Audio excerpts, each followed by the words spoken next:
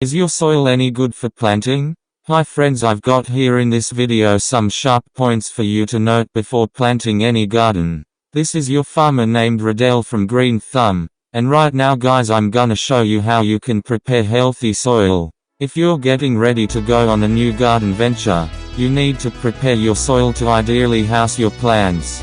The best thing you can do in the oil preparation process is to reach the perfect mixture of sand, silt, and clay.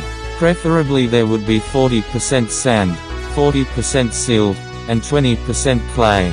There are several tests used by experienced gardeners to tell whether the soil has a good composition.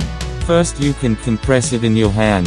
If it doesn't hold its shape and crumbles without any outside force, your sand ratio is probably a little high. If you poke the compressed ball with your finger and it doesn't fall apart easily, your soil contains too much clay. If you're still not sure about the content of your soil, you can separate each ingredient by using this simple method. Put a cup or two of dirt into a jar of water. Shake the water up until the soil is suspended, then let it set until you see it separate into 3 separate layers. The top layer is clay, the next is silt, and on the bottom is sand. You should be able to judge the presence of each component within your dirt, and act accordingly. After you've analyzed the content of your soil, if you decide that it is low on a certain ingredient, then you should definitely do something to fix it. If dealing with too much silt or sand, it's best to add some peat moss or compost. If you've got too much clay, add a mixture of peat moss and sand.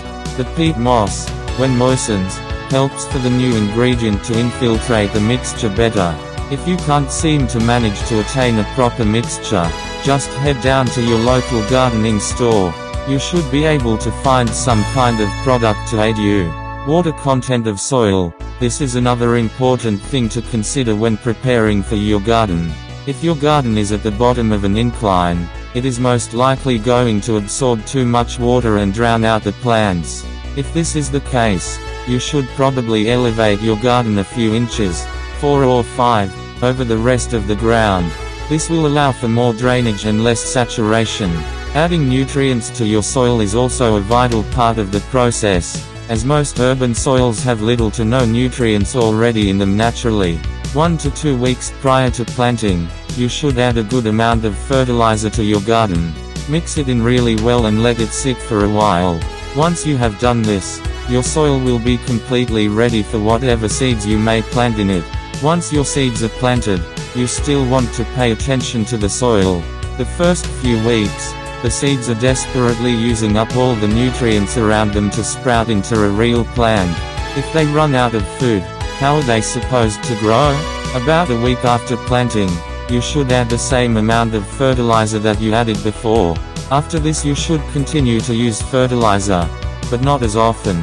If you add a tiny bit every couple of weeks, that should be plenty to keep your garden thriving. Basically, the entire process of soil care can be compressed into just several steps. Ensure the makeup of the soil is satisfactory. Make sure you have proper drainage in your garden. Add fertilizer before and after planting. Then add fertilizer regularly after that. Follow these simple steps, and you'll have a plethora of healthy plants in no time. And if you need any more details on an individual step, just go to your local nursery and inquire there. Most of the employees will be more than happy to give you advice. I hope you found this helpful. Do not forget to like, share and subscribe for lots more.